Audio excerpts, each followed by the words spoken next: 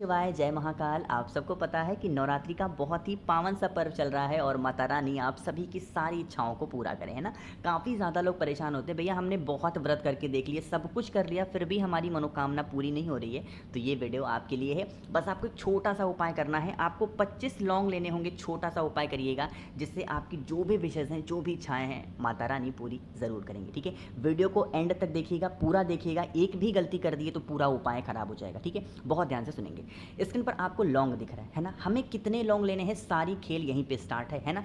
देखो, आपको लेने होंगे जितनी आपकी एज है, जितनी आपकी उम्र है। फॉर एग्जांपल, जैसे उदाहरण के तौर पे मान लेते हैं कि आपकी उम्र 25 साल है, तो आपको कितने लौंग लेने हैं? 25 लौंग। आपकी उम्र मान लेते हैं 30 साल है, तो कितनी लौंग लोगे? 30 लौंग। आपकी उम्र 60 साल है, तो कितनी लौंग लोगे? 60 साल। पूरी मेरी बात 60 लौंग।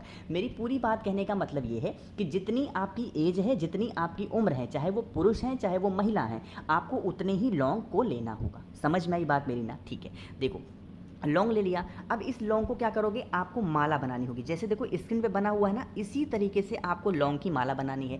लोग यहाँ पे डाउट में होते हैं, भैया काले धागे में बनाएंगे या फिर लाल धागे में। इसीलिए मैंने स्क्रीन पर आपको दिखा भी दिया है। यहाँ पे देखो लाल धागे में बना हुआ है, बना है ना। तो आपको भी लाल धागे में ही लौंग की माला को बनाना होगा, है ना। बना लिया लौंग की माला। अब आपके घर के आसपास किसी भी देवी माता का मंदिर हो, कोई भी माता हो, कोई भी, घर पे नहीं, कोई भी मंदिर में जाना जिसमें देवी माता की मूर्ति हो, जहाँ उनकी मूर्ति स्थापित की गई हो, उनके गले में ले जा करके आपको उस लौंग की माला को समर्पित करना है। क्या आपको पता है कि नवरात्रि के दिनों में दो चीज़ें माता को बहुत प्रिय हैं? पहली चीज़ तो होती है लौंग, उनको बहुत प्रिय है। और अगर फूल में मैं बात करूं तो एक गुड़हल का फूल होता है, वो माता को बहुत प्रिय है। तो लौंग की माला जो भी व्यक्ति पूरी नवरात्रि में किसी दिन अपने उम्र के बराबर की लौंग को लेकर के माला बना करके पहना देता है, माता रानी उससे बहुत खुश होती हैं और उसके जीवन में जितनी अड़चनें होती हैं वो सारी अड़चनें खत्म हो जाती है ना। तो लौंग की माला का ये उपाय पूरी नवरात्रि में जब भी आपको टाइम मिलता है, किसी भी एक दिन ज़रूर करिएगा, है ना। समझ में आई बात मेरी ना? चलो, तो यहाँ पे लौंग की माला की तो बात आपको समझ में आ गई है। अब जो मैंने आपको अभी बताया था वीडियो में कि माता को जो फूलों में प्रिय है, यही होता है गुड़हल का फूल। आपके साइड में इस फूल को क्या बोलते हैं, नीचे कमेंट सेक्शन में ज़रूर बताइएगा। ठीक है, चलो समझते हैं। अब देखो आज के टाइम पे क्या है ना कि मैक्सिमम लोग, सभी के घरों में क्या हो रहा है, बीमार पड़ रहे हैं। भैया हमारे घर में हमारी माता जी बीमार है, पिताजी बीमार है, भाई बहन बीमार है, सारे पैसे डॉक्टर ले जा रहे हैं, सारे पैसे दवा में जा रहे हैं। कितने भी कमा लो लेकिन पैसे दवा में ही जा रहे हैं। तो आपको क्या करना है, मात्र एक फूल लेने हैं जो आपको स्क्रीन पर दिख रहा है ना। इसी तरीके से गुड़हल का एक फूल लेना, लाल वाला। गुड़हल में भी कई तरह के कलर आते हैं, लेकिन लाल वाला लेना। एक फूल लेना और उसको लेके जाओगे किसी भी देवी माता के मंदिर में। कहाँ जाओगे? जो एक गुड़हल का फूल है ना, उस फूल को माता के चरणों में, ऐसा नहीं कि ऊपर रख दिया नीचे रख दिया, नहीं, उस फूल को माता के चरणों में रखो। कि किसका नाम लेकर के? माता प्रसूति का नाम लेकर। फिर से बोल रहा हूँ, गुरु जी की कथा चल रही थी एक टाइम पे कोटा में, उस कथा में गुरु जी ने इस उपाय को बताया था, है ना। तो आपको क्या करना है, माता के मंदिर में जाना है, उस गुड़हल के फूल को लेके जाना है, उनके चरणों में माता प्रसूति का नाम लेकर के रख देना। रखने के बाद जो भी पूजन अर्चना करनी हो, दीपक वगैरह जलाना हो, प्रज्वलित करना हो, सब कुछ कर लेना। जब आपकी पूजन खत्म हो जाए, जब आपकी जो भी पाठ अर्चना करनी हो खत्म हो जाए, तो उस गुड़हल के फूल को फिर यहाँ से उठाना और माता के मंदिर के ही चौखट पे बैठ करके आपको उस लाल फूल को, गुड़हल के लाल फूल को एक एक पत्ती, एक साथ नहीं, एक एक पत्ती को निकाल करके, तोड़ तोड़ करके, माता प्रसूति का नाम लेकर के चबा चबा करके जो भी व्यक्ति खा लेता है, उसकी बीमारियां धीरे धीरे करके खत्म होना स्टार्ट हो जाती हैं। और जो वो मेडिसिन खाता है, जो वो दवा खाता है, वो भी उसको असर करना शुरू करती है। ठीक है, समझ में आई बात ना?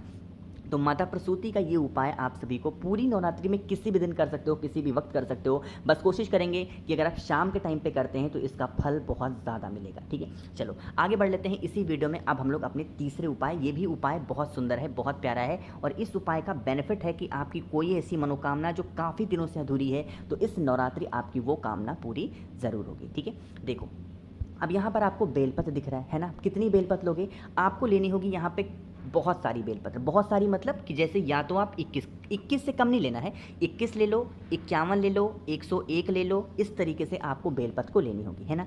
अब कहोगे भैया हमें एक तो मिलती नहीं है, बताते हो 21, 51, 101 कहाँ से लाएंगे? तो जो बेलपत्र महादेव के शिवलिंग के ऊपर चढ़ी हुई हो, उसी बेलपत्र को ले आओ, उसको धुल लो और उसके बाद आप यूज़ कर सकते हैं। ठीक है, चलो तो आपने बेलपत्र ले लिया। अब इस बेलपत्र को क्या करोगे, आपको इसकी माला बनानी होगी, है ना। माला बनाओगे लेकिन पहनाने का तरीका थोड़ा डिफरेंट है, समझिएगा।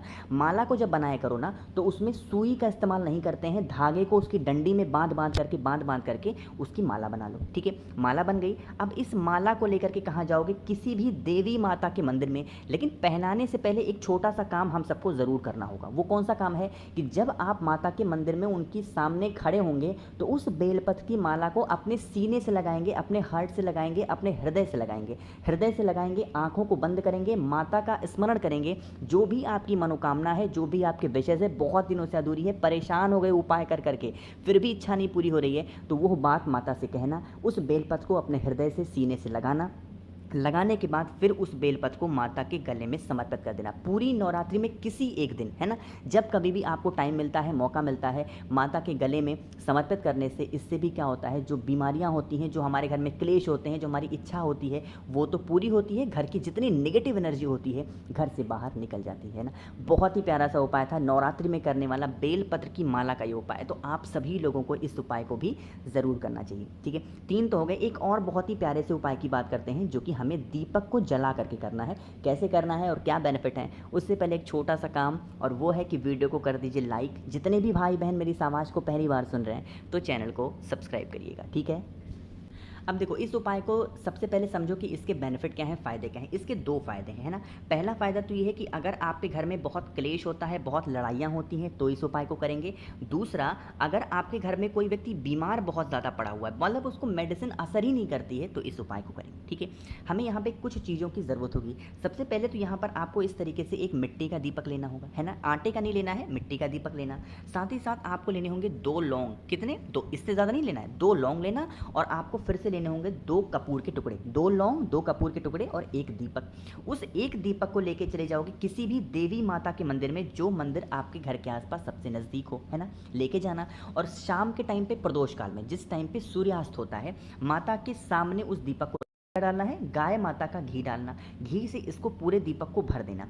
जब आप माता के सामने इस दीपक को रखेंगे घी से भरा हुआ, तो आपको जलाने से पहले इसमें 2 लौंग डालने हैं। क्या डालोगे? जो 2 लौंग मैंने बताए वो डालना, और जो 2 कपूर के टुकड़े मैंने बताए वो भी इसी दीपक में डाल देना। और माता के सामने रखने के बाद आपको क्या करना होगा, इस दीपक के चारों मुखों को जलाना है। किसी एक को नहीं जलाना है, 4 की चारों मुख को इसमें जलाना। जो भी कष्ट है, जो भी व्यथा है, जिस वजह से बहुत परेशान हो, माता से हाथ जोड़ना, विनती करना, कह देना। बाकी जो भी पूजन पाठ करनी हो, कोई भी पाठ पढ़नी हो, चालीसा पढ़नी हो, वो आप पढ़ सकते हैं। तब तक करेंगे पूजन जब तक यह दीपक की जो चारों ज्योति यहाँ पे जल रही है, ये दीपक की चारों ज्योति बुझ ना जाए। ठीक है, कितनी देर जलेगी? 5 मिनट, 10 मिनट, इतनी देर तो इतनी देर तो पूजा कर ही सकते हो। तो चल जाए, उसके बाद वहाँ से उठना और चुपचाप अपने घर की तरफ चले जाना, है ना। करके देखिएगा इस उपाय को। पूरी नवरात्रि में जब कभी भी आपको टाइम मिलता है, मौका मिलता है, कर सकते हैं। तो कोशिश तो की मैंने इस पूरी वीडियो में आप सभी को बहुत ही प्यार से, बहुत ही अच्छा समझाया है। तो वीडियो अगर आपको पसंद आती हो तो लाइक ज़रूर किया करिए।